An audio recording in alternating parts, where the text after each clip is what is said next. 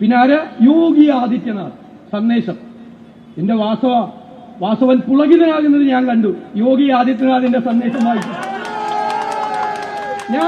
ഞാൻ ഒരു നിമിഷം ഓർത്തു, വല്ല UDF സർക്കാർ ഇരിക്കുന്ന സമയത്ത് നമ്മുടെ വല്ല ദേവസ്വം ബോർഡിന്റെ ഒരു യോഗത്തിലായിരുന്നു യോഗി ആദിത്യനാഥിന്റെ സന്ദേശം വായിച്ചതെങ്കിൽ കേരളത്തിൽ എന്തായേനെ?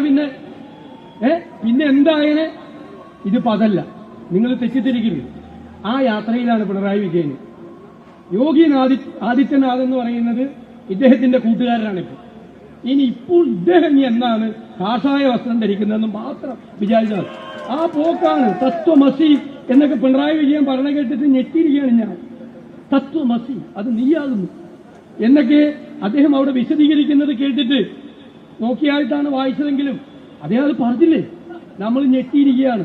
ഇങ്ങനെ കാപഢ്യം കാണിക്കാൻ ഒരു മുഖ്യമന്ത്രിക്ക് കേരളത്തിലെ ജനങ്ങളെ നിങ്ങൾ അണ്ടർ എസ്റ്റിമേറ്റ് ചെയ്യരുത് എന്നാണ് എനിക്ക് വിനയപൂർവ്വം പറയാനുള്ളത്.